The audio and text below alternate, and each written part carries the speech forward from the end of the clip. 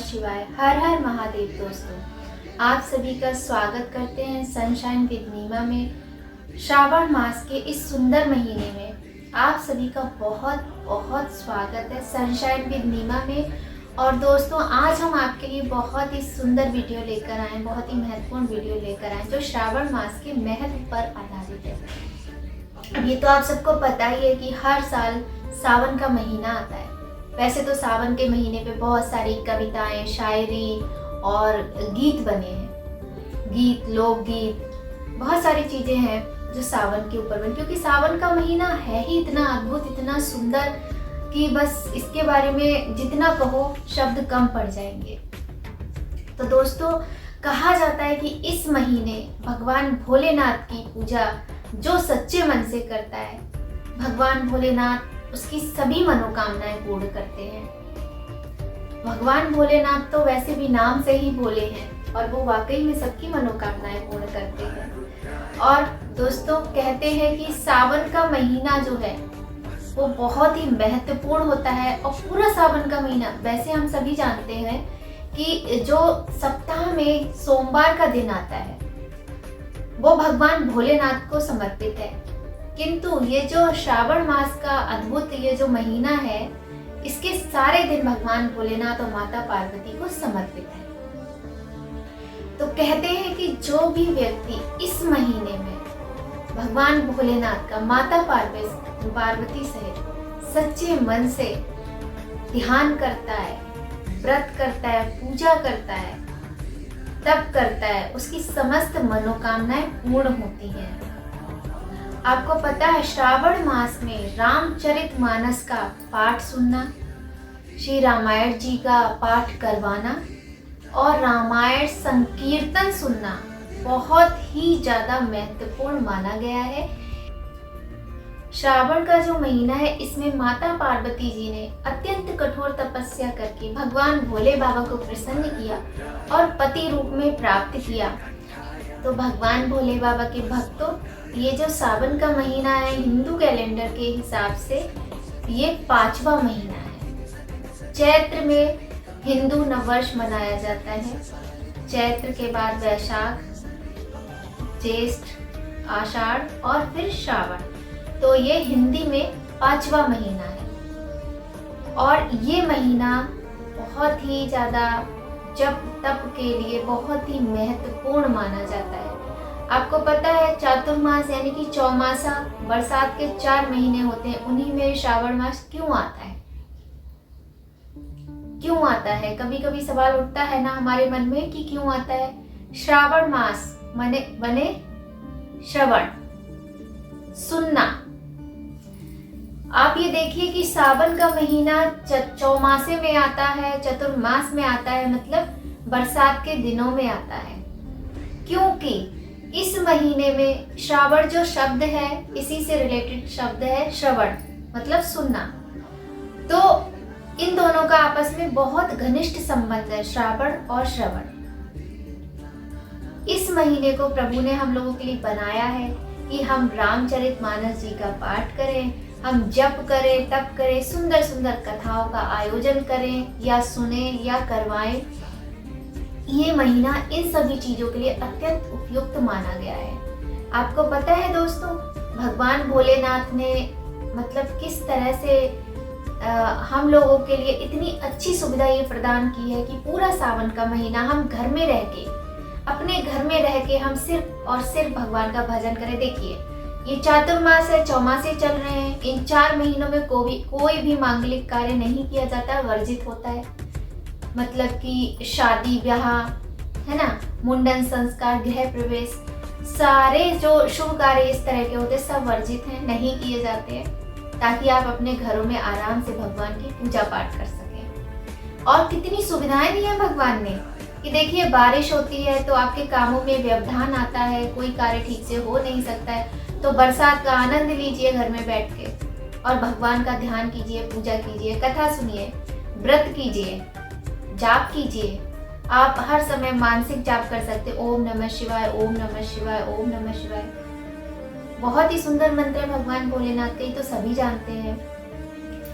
कहने का तात्पर्य ये है कि प्रभु ने हमारी सुविधा के अनुसार हमारे लिए किस तरीके के, देखिए हर तरीके के ये जो प्रबंध किए हुए हैं कि पूरे श्रावण मास हम ईश्वर का गुणगान कर सकते हैं, चाहे जैसे करें, क्योंकि बाहर भी नहीं जाना है, मांगलिक कार्य भी नहीं होना है। अब तो समय बदल चुका है, नौकरी वाले लोग हैं, बिजनेस वाले लोग हैं, स्कूल बच्चे पहले भी जाते थे, अभी भी जाते हैं खैर। लेकिन पहले आपको मैं बताऊं, पहले यही होता था। जब मैं छोटी थी तब मैं देखती थी, तब भी लोग जॉब भी करते थे, बिजनेस भी करते थे। लेकिन हाँ, ये भी था कि मैं देखती थी श्रावण का जो महीना होता है ना, इसमें पूजा पाठ इतना ज़्यादा बढ़ जाता था, हद से ज़्यादा। मतलब इतना पूजा पाठ मैंने कभी नहीं देखा अपने जीवन में जितना मैंने श्रावण के महीने में देखा। मैं बहुत छोटी थी, बताऊँ, मैं भी जाती थी मंदिर, लाइन में लगती थी। इतनी लंबी लंबी लाइनें उस टाइम पे लगती थी जब मैं बहुत छोटी थी। बहुत लंबी लंबी लाइनों में लग के तब जाके हम भोले बाबा पे एक लोटा जल चढ़ा पाते थे, और वो आनंद ही अलग होता था। मैं बताऊँ आपको, मुझे बचपन से ही पूजा पाठ में बहुत रुचि रही है, और मैं भोलेनाथ को बहुत ज़्यादा बचपन से प्रेम करती हूँ, बहुत मानती हूँ उनको। ऐसा लगता है कि जब वो मेरे साथ है तो मुझे किसी की आवश्यकता नहीं है।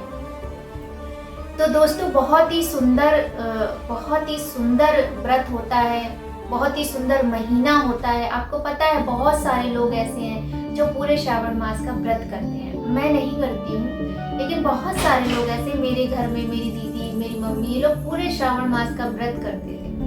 एक समय भोजन किया करते थे, मंदिर जाना, प्रभु के दर्शन करना, बहुत ही, मतलब इसके बारे में जितना बोले उतना ही कम है। और फ्रेंड्स, श्रावण मास का बहुत अधिक महत्व है। श्रावण जो सावन का महीना है, सारे महीनों का ये राजा है। भगवान भोलेनाथ को ये पूरा महीना समर्पित है, माता पार्वती और भगवान भोलेनाथ को। आप मना लीजिए, ये आपके पास एक बहुत ही सुंदर अवसर है। आपकी कोई भी मनोकामना है जो अभी तक पूरी नहीं हुई है, आप भगवान भोलेनाथ को मनाइए माता पार्वती के साथ, फिर देखिए चमत्कार कैसे होता है। भोले बाबा तो वैसे ही बहुत भोले हैं। सावन में तो मतलब सोमवार का जो दिन होता है ना, भगवान भोलेनाथ को समर्पित है। लेकिन सावन के सारे दिन भगवान भोलेनाथ को समर्पित है। आप सारे दिन भोले बाबा को मनाइए, पूरे 30 दिन आप भगवान भोलेनाथ को मनाइए। श्रावण मास की एकादशी, श्रावण मास की पूर्णिमा, श्रावण मास के प्रदोष, श्रावण मास की त्रयोदशी, हर दिन का इतना ज्यादा महत्व है, कई गुना ज्यादा फल प्राप्त होता है। उपाय होते हैं जिनको करने से आपकी मनोकामनाएं, प्रातःकाल जल्दी स्नान कीजिए। अपना एक नियम बनाइए कि आपको मंदिर जाना है, कुछ नहीं तो एक तांबे के लोटे में शुद्ध जल लीजिए, उसमें गंगा जल मिला लीजिए, थोड़ा सा मीठा, थोड़े से चावल यानी अक्षत, थोड़े से काले तिल, बेलपत्र, भांग, धतूरा, आम के फूल, सारी चीजें उस जल में डालकर और भगवान भोलेनाथ को चढ़ाकर आइए। और आपको मैं बताऊँ ना, पहले दिन आपको थोड़ा लगेगा कि सुबह जल्दी उठना है, मंदिर जाना है, क्योंकि आप शुरुआत कर रहे हैं, किसी शुभ कार्य का प्रारंभ कर लेकिन जब आप मंदिर जाओगे ना, तो आपको लगेगा ये कार्य हमने जीवन में बहुत अच्छा किया, काश कि हम पहले कर। इतना मन को इतनी प्रसन्नता होती है, मन को इतनी शांति मिलती है, क्योंकि मैं जब करती हूँ तो मुझे ऐसा ही महसूस होता है, ऐसा ही आभास होता है। इसलिए मैं आपके साथ ये बातें अपनी शेयर करती हूँ। तो फ्रेंड्स, सावन का महीना 14 जुलाई से प्रारंभ हो चुका है। इस महीने का फायदा उठाइए, लाभ उठाइए और आनंद मनाइए। हाथ से ये मौका जाने मत दीजिए। ऐसा अवसर बार बार जीवन में नहीं आता है, क्योंकि आज जो है वो कल नहीं होगा, जो कल था वो आज नहीं है। तो अच्छे कार्यों के लिए हमें कभी नहीं सोचना चाहिए कि हम कल करें, आज ही करें। ये समय हम गवाएंगे नहीं, अपने भोले को मनाएंगे, माता पार्वती को मनाएंगे। माँ भवानी तो सब कुछ देती है हमें, वो तो माँ है सारे संसार की। माँ हमें सब कुछ देती है, बिना मांगे देती है। बस हमें उनसे प्रेम करना है, थोड़ा सा उन्हें याद करना है, थोड़ा सा नियम करना है। तो क्यों ना बनाए ना, बनाइए, अवश्य बनाइए। फ्रेंड्स, ऐसा माना जाता है कि भोले बाबा और पार्वती माता दोनों साक्षात बिल्व पत्र के जड़ में रहते हैं, समाहित रहते हैं।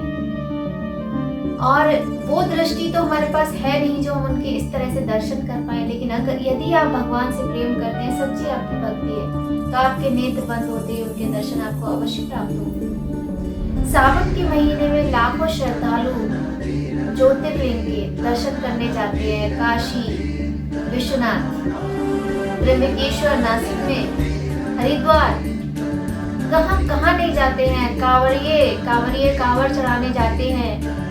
कहाँ से वो जल भरते हैं और कहाँ से पैदल चलते जाते हैं। ये भक्ति ही तो है, ये प्रेम ही तो है, और ऐसा सिर्फ हमारे भारतवर्ष में ही होता है। आपको मैं बताना चाहूंगी 16 सोमवार का व्रत यदि आपको करना है तो श्रावण मास से उत्तम समय आपको नहीं मिलेगा। पूरा का पूरा महीना भोलेनाथ को समर्पित है। आप 16 सोमवार का व्रत श्रावण मास में प्रारंभ कीजिए यदि आपको करना है, देर मत कीजिए। बहुत ही सुंदर, बहुत ही महत्वपूर्ण ये महीना है और आपको पूर्ण फल की प्राप्ति होगी। आपको सावन के सोमवार का व्रत करना है, कीजिए, पूरी श्रद्धा भक्ति से कीजिए। और आपको 16 सोमवार का व्रत करना है तो आप बिना देर किए प्रारंभ कर दीजिए। बहुत ही सुंदर महीना है, बहुत ही सुंदर समय है, इसे गंवाना नहीं है, इसे हमें अपने हाथ से जाने नहीं देना है। आज के समय में जबकि इतनी भाग दौड़ भरी जिंदगी है मनुष्य की, उसके बावजूद भी लोग, देखिए मंदिर में, आप किसी भी मंदिर में चले जाइए, हर जगह आपको भीड़ मिलेगी, लाइनें लगी हुई मिलेंगी। और कांवरियों की वजह से तो कितने स्कूल बंद हो जाते हैं, कितने रोड जाम हो जाते हैं। भक्ति ही तो है, वरना किसके बस में है ये सब करना। आम दिनों में नहीं कर सकते, लेकिन कितना अच्छा, कितना सुंदर प्राकृतिक सौंदर्य होता है, चारों तरफ हरियाली हरियाली होती है।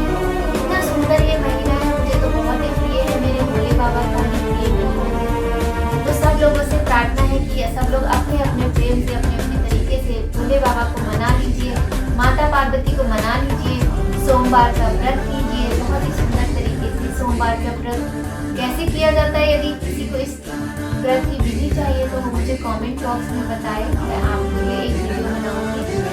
और शिव जी पर सावन के महीने में प्रतिदिन यदि आप कर सकते हैं तो पंचमुखी दिया अवश्य जलाएं। प्रत्येक सायंकाल पूरे इस महीने आप पंचमुखी दिया जलाएं, आपकी मनोकामना अवश्य पूर्ण होगी। और एक बात तो आप सभी लोग जानते हैं, या जो लोग नहीं भी जानते तो मैं बताना चाहूँगी कि शिवलिंग की, यानी भगवान भोले बाबा की जो परिक्रमा होती है वो आधी की जाती है। जो जलाधारी होती है, जहाँ से जल निकलता है, हम भगवान को जल चढ़ाते हैं, जलाधारी से जल नीचे जब निकलता है तो वहाँ पे जो जल निकलने का जो रास्ता बना जाता है उसे कभी भी जानता नहीं। ऐसे आधी परिक्रमा, पहले आप ऐसे आए जलाधारी के पास, फिर आप वापस ऐसे आए, फिर आप ऐसे आए, फिर आप ऐसे आए, तो 108 परिक्रमा आप कीजिए, 11 कीजिए, जितना कर सकते कीजिए। बहुत ही उत्तम फलदायी है। बिल्व पत्र चढ़ाना, भांग चढ़ाना, धतूरा चढ़ाना, आग के फूल मिल जाए तो अति उत्तम है। तो दोस्तों, ये इतना सुंदर महीना है, इसका लाभ उठाइए, भोलेनाथ माता पार्वती को मनाइए और अपनी मनोकामनाएं पूर्ण कीजिए। और दोस्तों, सावन का महीना हो या बाकी महीनों के सोमवार, शिव जी पर, शिवलिंग पर दूध चढ़ाना बरसों पुरानी परंपरा है। हम लोग शिव जी पर दूध और जल चढ़ाते आ रहे हैं, ये बहुत पुरानी परंपरा है। और मैं आपको एक बात बताना चाहूंगी कि जब चातुर्मास में, यानी चौमासे में भगवान विष्णु योग निद्रा में चले जाते हैं तो वो पृथ्वी का, समस्त मानव जाति का जितना भी कार्यभार होता है वो भोले के हाथों में सौंप के जाते हैं, और सारा कार्यभार भोले बाबा के हाथों में ही होता है।